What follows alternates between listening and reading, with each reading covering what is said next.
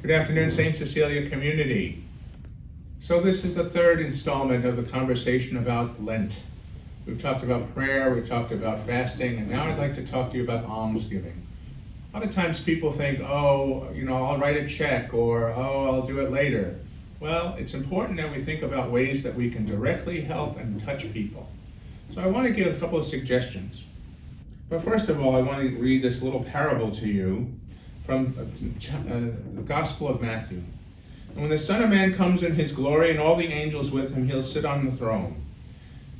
And all the nations will be assembled before him, and he'll separate them from one another as shepherds separates sheep from the goats. And then the king will say to those on his right, "Come, you who are blessed by my Father, inherit the kingdom prepared for you from the foundation of the world. For I was hungry, and you gave me food. I was thirsty, and you gave me to drink. A stranger, and you welcomed me. Naked, and you clothed me. Ill, and you cared for me. In prison, and you visited me." And then the righteous will answer him and say, "Lord, when did we see you hungry and feed you, or thirsty and give you drink? When did we see you a stranger and welcome you, or naked and clothe you? When did we see you ill or in prison and visit you?" And the king will say to them, "Amen, I say to you, whatever you did for one of these least brothers of mine, you did for me." So I was hungry, you gave me food, and I was thirsty, and you gave me drink.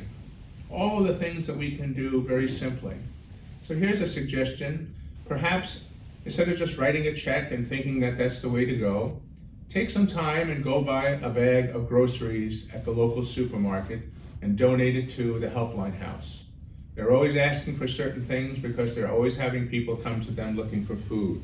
Currently, on their website, they ask about vegetable broth and juice boxes and hearty soups that have those pull-tab tops, cereals and granola bars. All of those things can be donated and dropped off to them, and you're directly helping someone in this community. And finally, I'd like to remind you about rice bowls. This year we're not going to be passing out the cardboard boxes because we want to keep the amount of tactile touching down to a minimum. So I ask you to consider putting a bowl on your dining room table and using that as a centerpiece. And perhaps every day as you decide to put something in it, it might be a better reminder to you about giving something to other people. And then perhaps write a check to the parish and note on it that it's for rice bowl. And or you can also hit the button on our website in terms of making a donation for the same thing. We're all God's people, we're all God's children, and whatever we can do for the least of our brothers and sisters, we do it for Jesus. Thank you and have a blessed Lent.